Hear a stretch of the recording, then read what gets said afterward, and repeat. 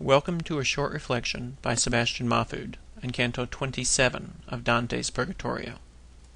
Just before sunset on Tuesday evening, Virgil, Statius, and Dante make their way to the Angel of Chastity, who cries out the last beatitude, "Blessed are the pure in heart, for they shall see God," and shows them the path into the terrestrial paradise that lies beyond the wall of fire. Dante hesitates, for he fears the effect that kind of heat might have on his very much alive, yet mortal body. Virgil, for the last time, urges him onward. God wouldn't have brought him this far, just to allow him to burn up in this flame.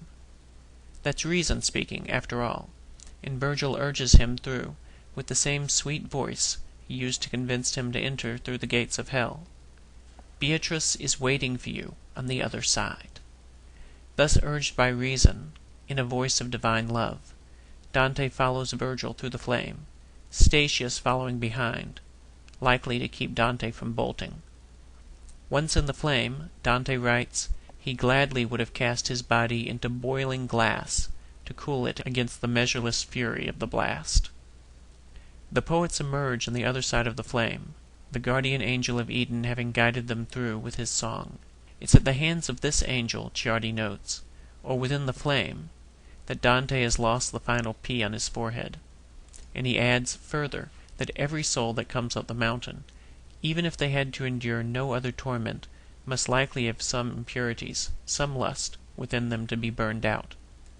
John Stearns wrote about this in his discussion posting for the last canto, that silver, when it's refined, has to not only be watched by its refiner the whole time it's in the fire, but also has to stay in that fire till the last impurity is burned out of it, till the refiner can see his image in the silver.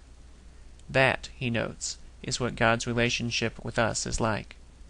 Dante, once past the flame, falls asleep for the third and final time on the staircase leading into the garden, and it's here we find Virgil also bedding down for the night. His soul, too, is tired, though we haven't noticed he slept at all in the past couple of nights. It's on these final steps that Dante has his last dream, this one of Leah and Rachel, the one symbolizing the active life of the soul, and the other the contemplative life, prefiguring Dante's meeting with Matilda and Beatrice the next morning. When Dante wakes up, Virgil completes the walk up the final staircase with him, and turns to him at the top to say that he's done all he was asked. He led Dante safely through hell and up Mount Purgatory, all in 4 days' time, and now, on Wednesday morning, has nothing more to offer Dante.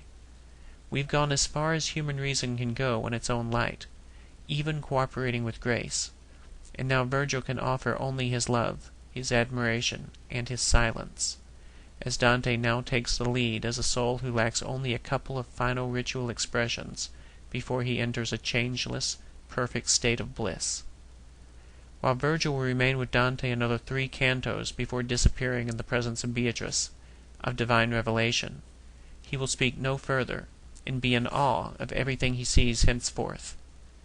Dante can now do as he wishes, as whatever impulse he has will be sinless, for he is now in a place where he can actually follow through on the advice of Christ, to go and sin no more. What Virgil is articulating is the relationship between faith and reason.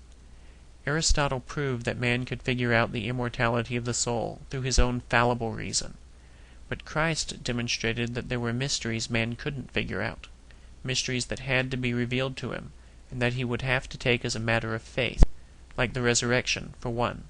It's here, though, in the cusp between human reason and divine revelation, that we have an opportunity to pause for one final thing about which Dante never speaks, that of his relationship with his wife, Gemma Donati, who wrote in her letters to her mother that Dante was a mean dandy of a man, who rarely gave her any spending money, who once spent a night out partying with another girl in a nearby town, and wasted so much of his money that he didn't have any left over to hire a cab home, evidenced by the muddy condition of his dancing shoes, who spent all his time muttering love poems about a woman who never gave him the time of day when she was alive, and now was even dead.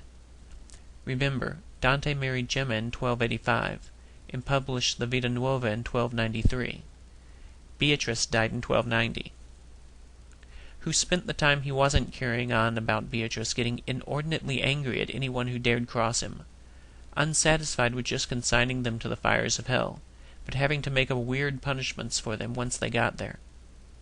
This was the Dante that Gemma knew, and he sired 5 children from her between 1285 and the time of his exile in 1302, really 1301, since the decree of banishment was promulgated in absentia in January of 1302. 16 years of marriage unaccounted for in the past 60 cantos, and we'll see when he meets Beatrice and is called to his final confession that it's his dalliance in philosophy rather than ardent study of theology for which she calls him to account.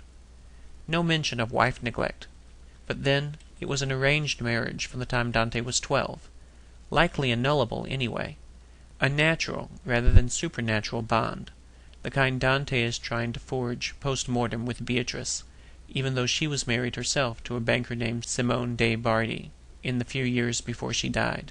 Maybe, though, he was holding out on a promise that at the resurrection people will neither marry nor be given in marriage. They will be like the angels in heaven. In this sense, he might one day meet Beatrice in a new light, where she really is divine love incarnate, and where the bliss of her smile would sustain him all his days. In the meantime, though, we still have 3 cantos to cross before we meet her.